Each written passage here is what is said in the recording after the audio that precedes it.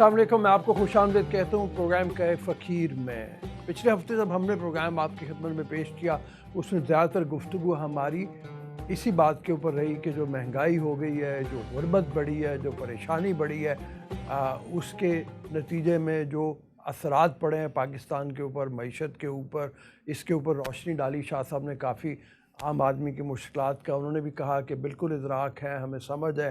कुछ उसके हवाले से तजावीज़ भी दी और कुछ साहिब सरवत लोगों तक अपील भी एक थी, और वो ये थी कि इस वक्त ज़रूरत इस अम्र की है कि रब ताला को अपने हिस्सेदार बना लें, और वो जो हिस्सेदार बना के आप किसी की मदद करेंगे, इंशाअल्लाह ताला आपकी भी मदद उसी तरह से होगी। और आपको आप देखिएगा कि आपके हमारे पास अक्सर मिसालें ऐसी आती हैं जहाँ पे जब हम मदद करते हैं तो कई गुना मदद हो रही होती है अल्लाह ताला की तरफ से भी। दुनियावी तरीके पे हम चल रहे होते हैं, लेकिन कुछ दीनी और रूहानी तरीके के ऊपर भी हमें चलना चाहिए, और तभी हम मिलजुल के इस हवाले से अपने मुल्क को बचा सकते हैं, लोगों को भी बचा सकते हैं। मैं चलता हूँ शाह साहब की तरफ। सैयद सरफराज अहमद शाह साहब हमेशा की तरफ हमेशा की तरह हमारे साथ मौजूद हैं।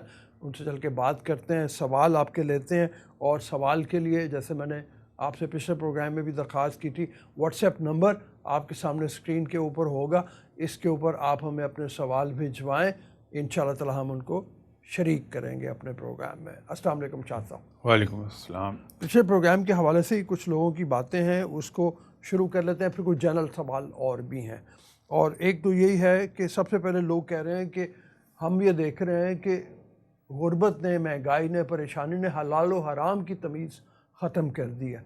इस मौके के ऊपर क्या माफ़ किया जा सकता है लोग अगर गुर्बत का शिकार हैं, या ये कि उनको किसी भी सूरत में इस हीले बहाने से बचना है, इस गुनाह का जो गुनाह से हर सूरत में तौबा करनी है?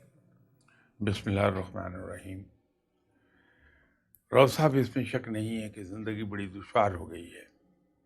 गरीब आदमी तो गरीब आदमी, अब मिडिल क्लास के लोग जो हैं उनके लिए भी अपने अखराजात को पूरा करना बहुत दुश्वार हो गया। ज़िंदगी खासी सख्त हो रही है। हैविंग सेड ऑल दिस, एक बात हमें अपने जहन में क्लियर रखनी चाहिए कि रब ताला ने जिस चीज़ को हलाल करार दे दिया वो हलाल है, जिसको हराम करार दे दिया वो हराम है।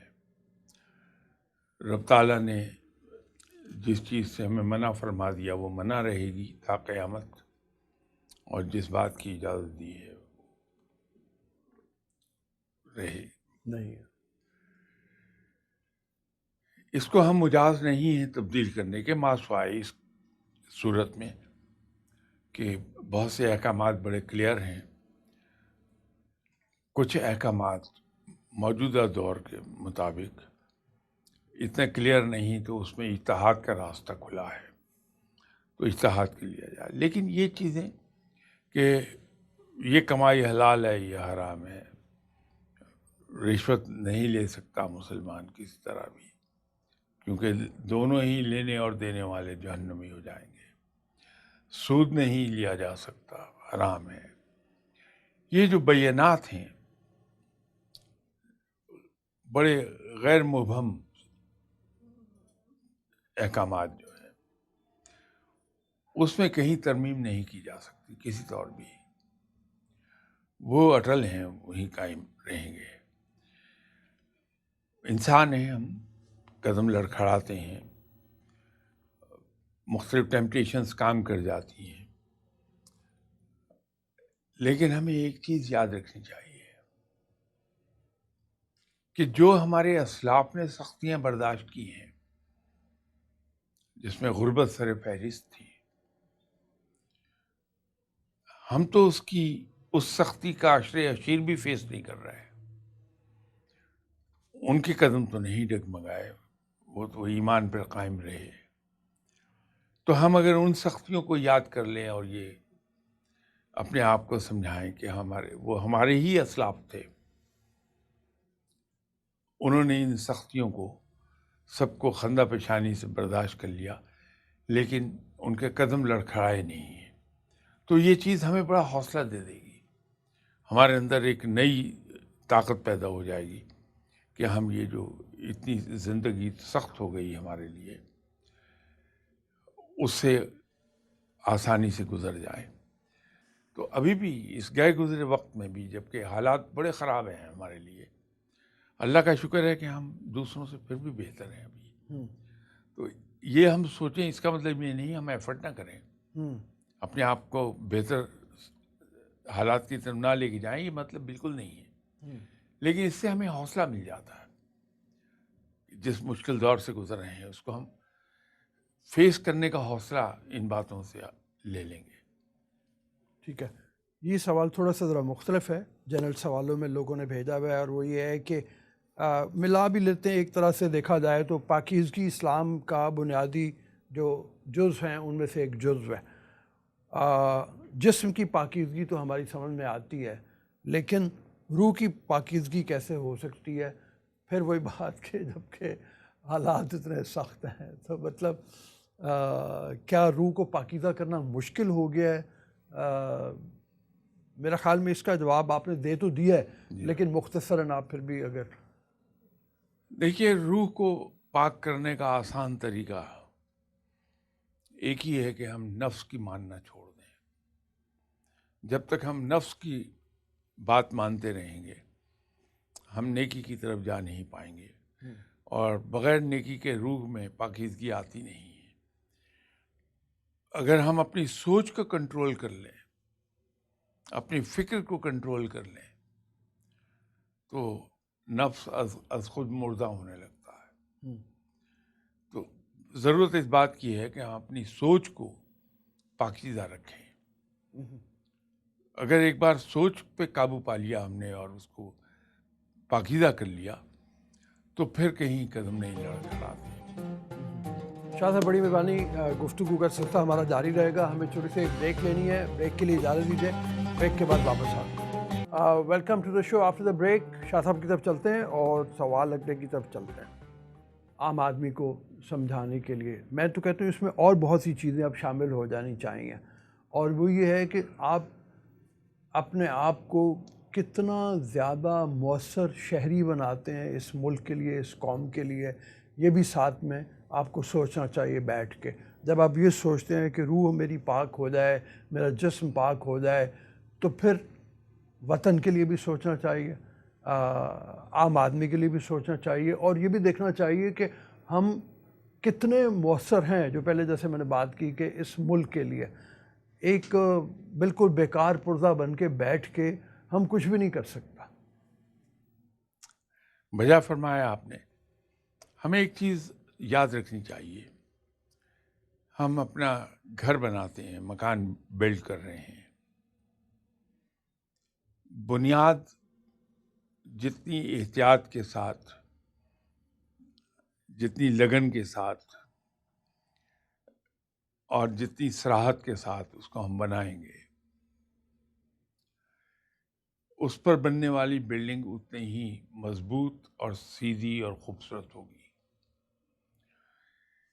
انسان کی زندگی میں اس کی یا انسان کی شخصیت میں اس کی سوچ اصل میں بنیاد ہے.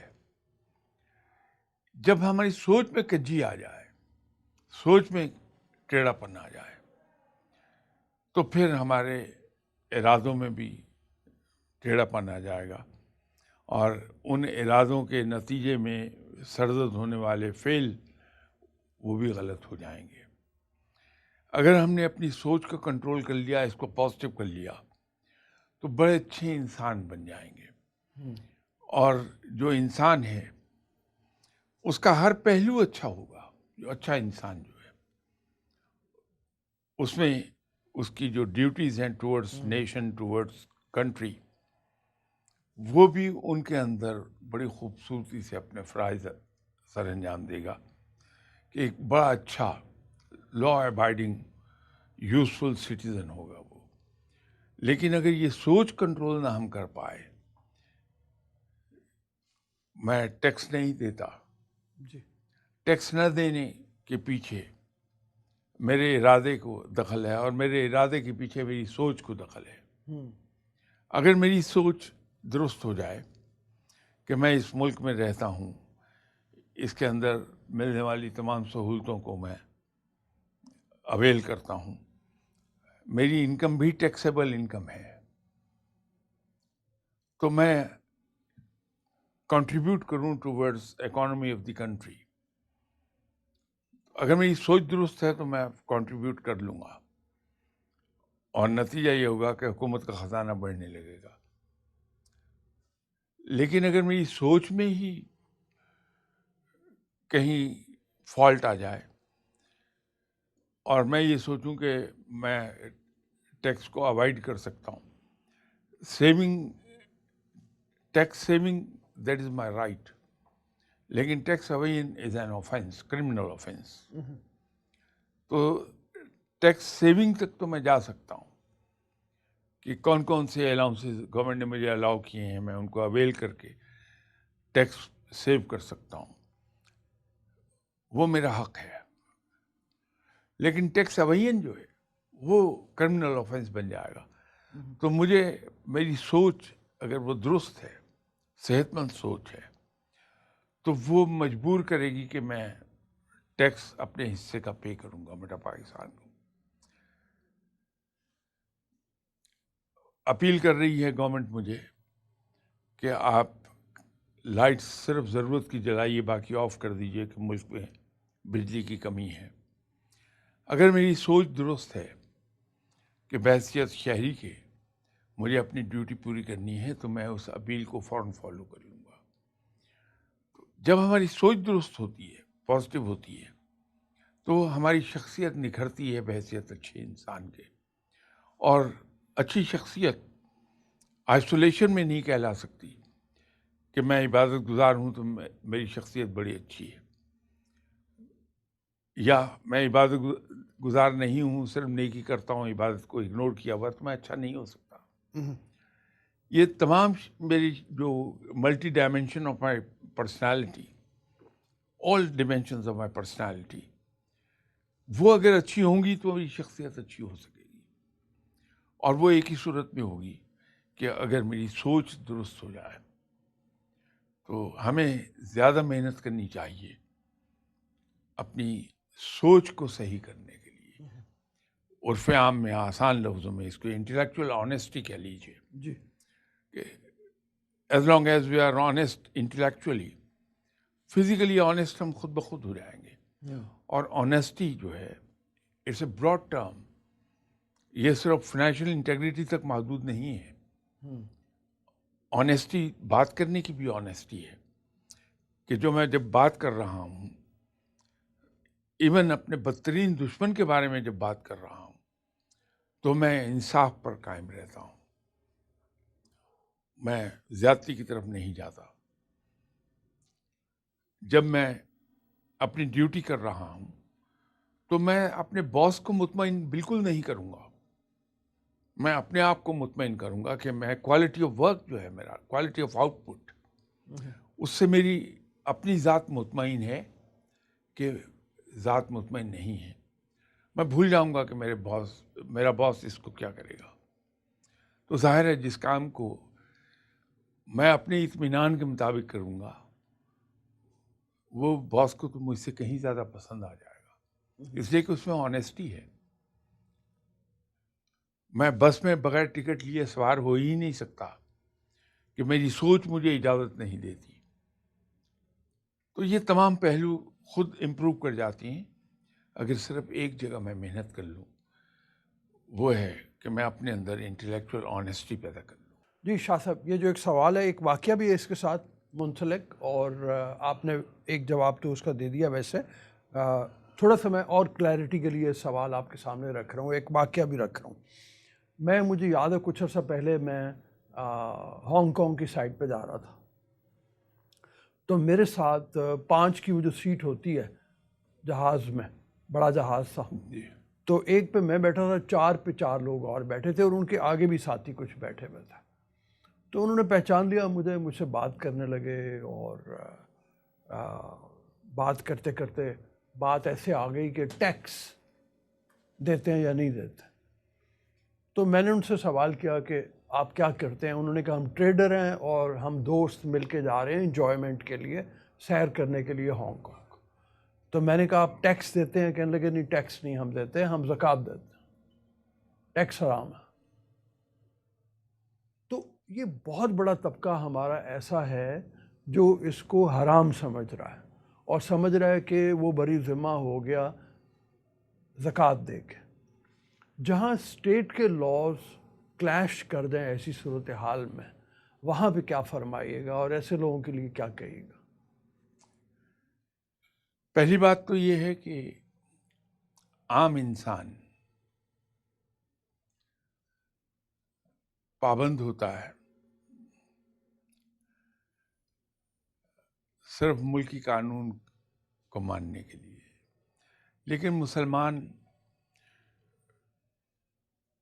اللہ کے بنائے ہوئے قانون کا بھی پابند ہے جو ہمارا دین ہے.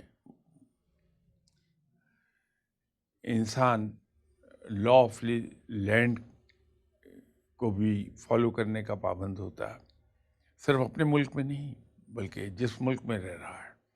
اس لیے میں لا آف دی لینڈ کہہ رہا ہوں، اس کا بھی پابند ہوتا ہے. وہ ہمیں حکومتی احکامات کی پابندی ہر حال میں کرنی ہے. اب یہ تو ایک سیدھا سا جواب ہے اس کا، لیکن یہ کہ صاحب میں نے زکوٰۃ ادا کر دی، میں ٹیکس سے مبرہ ہو گیا. ہمیں یہ سوچنا چاہیے کہ زکوٰۃ ہم کس چیز پر دیتے ہیں،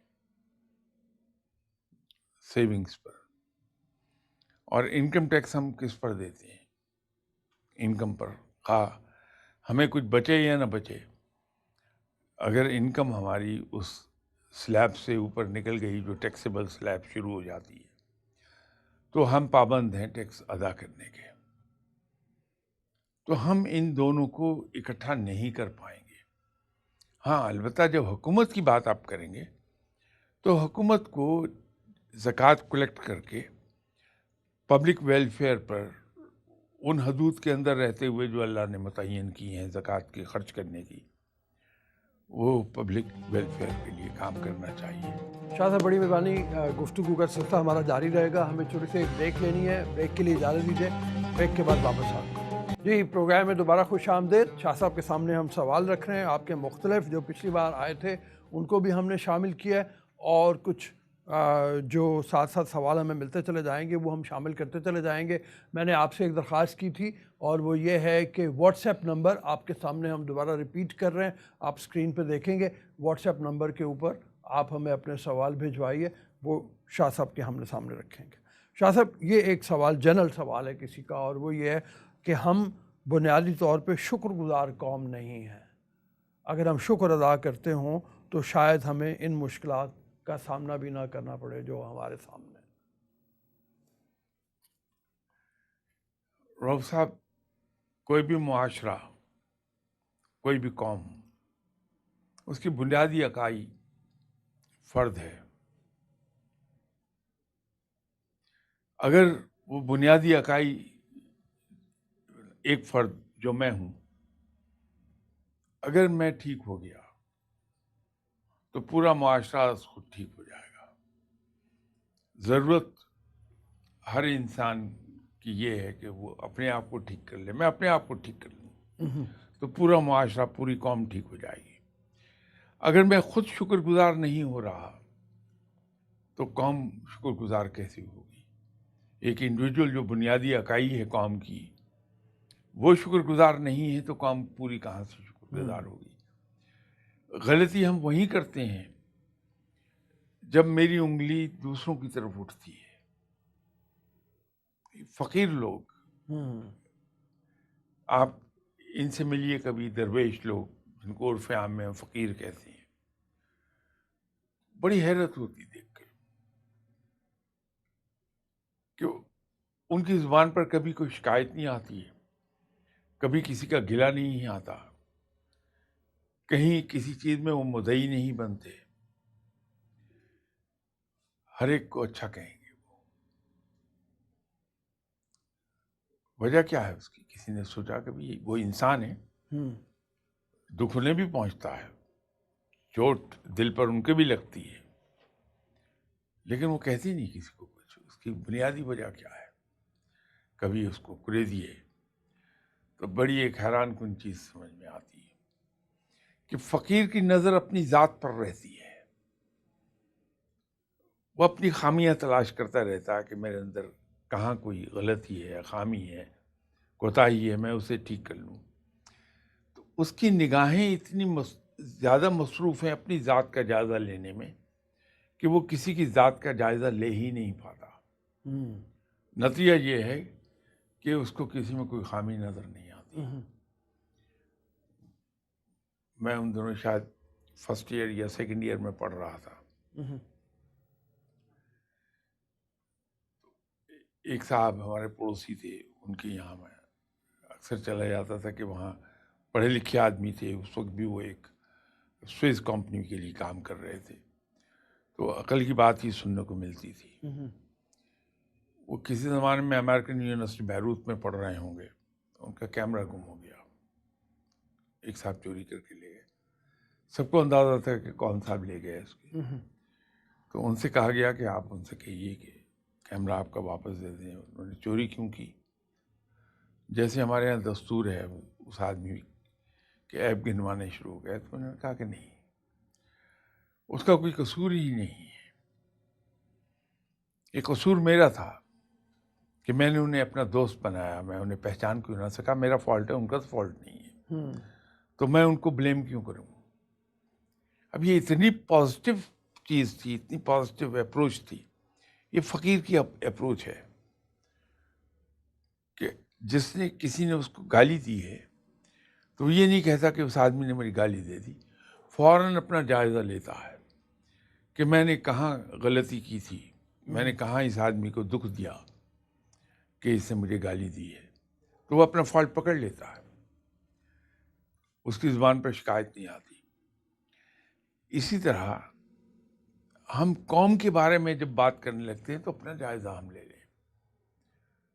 جہاں ایک فرد نے اپنے آپ کو ٹھیک کرنا شروع کیا، پوری قوم صحیح ہو جائے گی. جی بالکل. اچھا، یہ شاہ صاحب ایک سوال ہے کہ آپ ہمیشہ اس بات کے بارے میں کہتے ہیں اور بالکل آپ کی بات بجا ہے کہ مطالعہ کرنا چاہیے آدمی کو، لیکن سوال یہ پیدا ہوتا ہے کہ کس طرح کی چیزوں کا، کتابوں کا مطالعہ کیا جائے. بہت سے لوگوں کا خیال یہ ہے کہ سائنس کی کتابیں پڑھنے سے آدمی گمراہ ہو جاتا ہے کیونکہ وہ لادینیت پھیلاتی ہیں. لیکن پھر اقبال کا قول ہمارے سامنے آتا ہے اور وہ کہتے ہیں کہ یہ سائنس جو ہے یہ یورپ تک پہنچی ہے، مسلمانوں ہی کی دین ہے، انہی کے حوالے سے پہنچی ہوئی ہے، تو اس کو پڑھنا بالکل بجا ہے. آپ اس بارے میں گائیڈ فرمائیے کہ کیا کہتے ہیں آپ. ایک سیدھی سی بات ہے کہ ہمارا دین ہمیں غور و فکر کی تلقین کرتا ہے. ہماری کتاب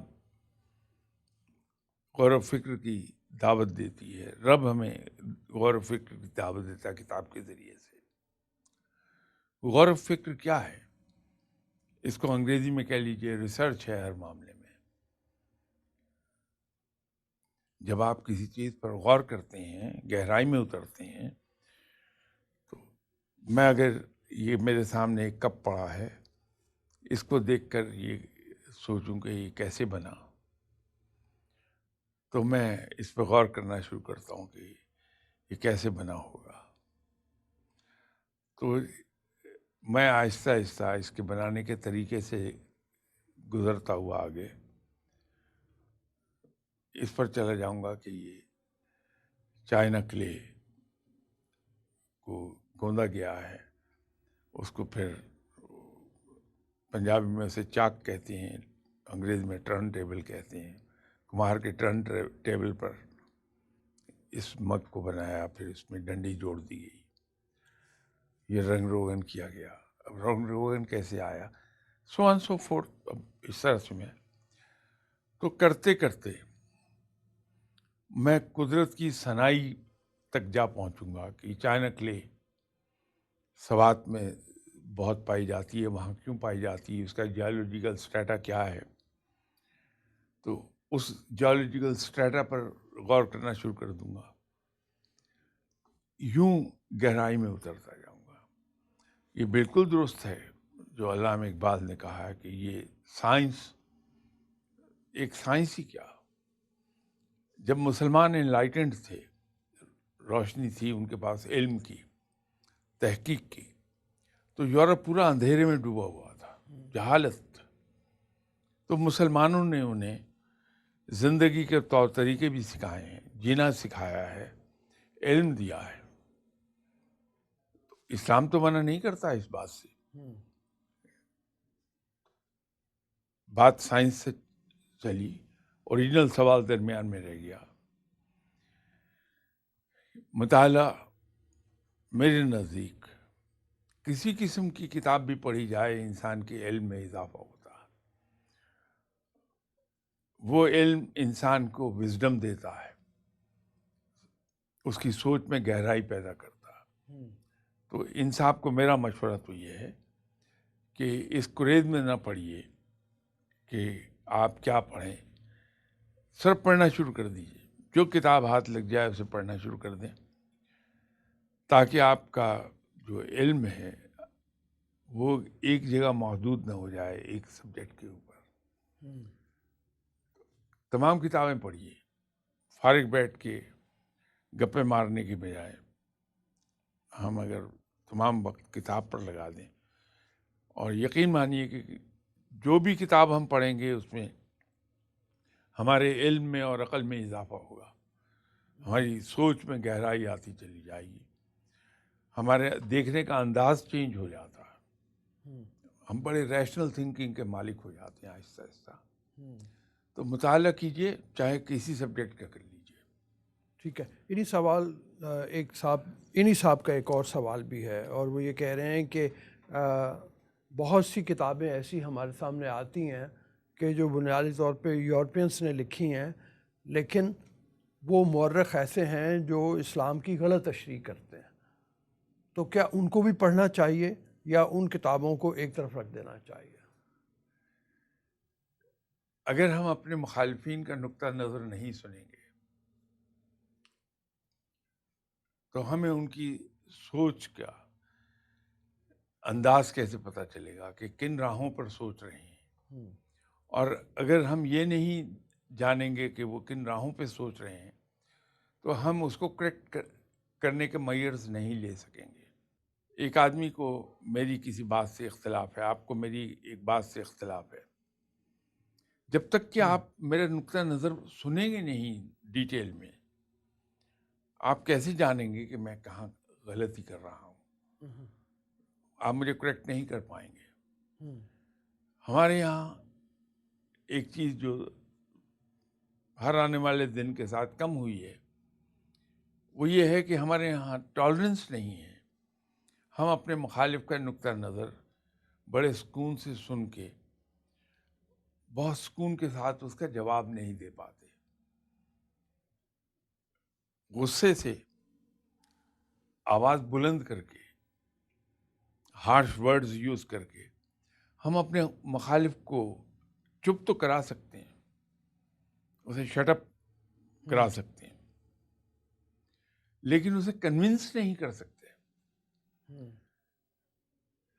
شٹ اپ کرانا، اس کو خاموش کرا دینا، وہ جیت نہیں ہے ہماری۔ ہماری جیت اس میں ہے کہ ہم اس کو کنونس کر دیں، وہ مینٹلی تسلیم کر لے کہ میں درست کہہ رہا ہوں۔ پروگرام کا وقت اب ختم ہو رہا ہے، آپ سے اجازت چاہیں گے اس امید کے ساتھ کہ آپ پروگرام دیکھتے ہیں، پروگرام کو پسند کرتے ہیں، اپنا فیڈ بیک ہمیں ضرور دیجیے گا اور اپنے سوال بھی ہم تک ضرور پہنچائیے گا۔ واٹس ایپ نمبر ایک بار پھر آپ کے سامنے اسکرین کے اوپر، اس حوالے سے ہمیں سوال اپنے بھیجتے رہیے گا۔ ابھی اجازت دیجیے، اللہ حافظ۔